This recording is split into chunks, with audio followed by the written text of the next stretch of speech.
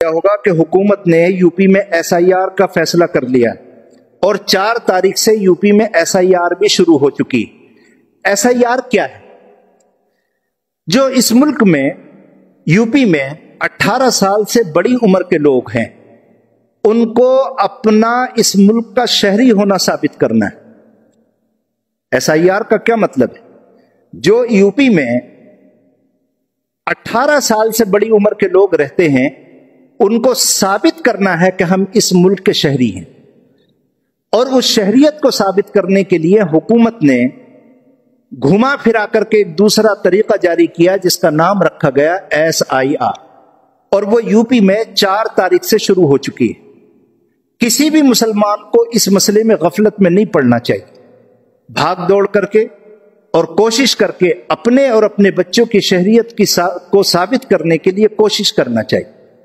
अब इसमें क्या होना है मैं आपको समझाता हूं। इसको 4 हिस्सों में तकसीम किया गया। इसको बुनियाद बनाया गया 1987 को। किसको? 1987, 1 तारीख 7वां महीना 1987। इसको याद रखिए, 1 तारीख 7वां महीना 1987। इस तारीख को जो लोग इसके बाद जो पैदा हुए हैं और इससे पहले जो पैदा हुए, उसके बाद में मेयार बनाया गया 2003 की वोटर लिस्ट को। अब इसकी 4 सूरतें बन गई। नंबर 1, एक सूरत तो यह है कि कोई मर्द या औरत अगर 1987 से पहले पैदा हुआ है तो वो अपनी शहरियत को साबित इस तरह करेगा कि 2003 की वोटर लिस्ट में उसका नाम होना चाहिए। समझ में आई बात? उसका क्या होना चाहिए? नाम में होने। कौन सी वोटर लिस्ट में? 2003 वाली। वो मेरे पास है, मुझसे आप वोटर लिस्ट ले लें मोबाइल में, और उसको तलाश करके जो आपका नाम है उसको कंप्यूटर से निकलवा के घर रखें। जो बीएलओ आने वाला है वो आपको फार्म देगा, उसके साथ वो पिन हो करके जाए। तो जो 1987 से पहले पैदा हुए हैं उनके लिए साबित करने का तरीका यह है कि वो 2003 की वोटर लिस्ट की फोटोकॉपी लगाएंगे और किसी कागज की जरूरत उनको नहीं है। दूसरी सूरत यह है कि एक आदमी की पैदाइश 1987 से पहले हुई थी, लेकिन 2003 की वोटर लिस्ट में उसका नाम नहीं। समझ में आई बात? तो ऐसे आदमी को 6 कागजों में से एक कागज दिखाना पड़ेगा। कितने कागजों में से? 6 में से। नंबर 1, पासपोर्ट दिखाना पड़ेगा। नंबर 2, बर्थ सर्टिफिकेट दिखाना पड़ेगा। नंबर 3, जाति सर्टिफिकेट दिखाना पड़ेगा। नंबर 4, रिहायशी सर्टिफिकेट दिखाना पड़ेगा। नंबर 5, हाई स्कूल या किसी कॉलेज या यूनिवर्सिटी की कोई डिग्री उसके पास है वो दिखाना पड़ेगी।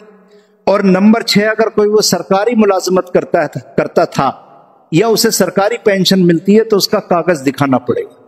हमारे पास जो आधार कार्ड है, या हमारे पास जो पैन कार्ड है, या हमारे पास जो राशन कार्ड है, या हमारे पास जो ड्राइविंग लाइसेंस है, उसकी कोई हैसियत नहीं है। गवर्नमेंट उसको नहीं मानती। तो मैं बात समझा दूं, 1987 से पहले अगर आपकी पैदाइश हो गई है और 2003 की वोटर लिस्ट में नाम नहीं है तो इन 6 कागजों में से कोई कागज उसको दिखाना पड़ेगा। समझ में आ रही है? तीसरी सूरत यह है कि किसी की पैदाइश 2087 के बाद हुई है लेकिन 2004 से पहले हुई है। 2087 के बाद और 2004 से पहले, तो उसको करना यह है कि या तो इन 6 कागजों में से कोई एक कागज दिखाए, या 2003 की वोटर लिस्ट में अपने मां बाप का नाम दिखाए। या तो इन 6 कागजों में से कोई कागज दिखाए, या 2003 की वोटर लिस्ट में अगर उसके मां बाप का नाम है तो वो दिखाए।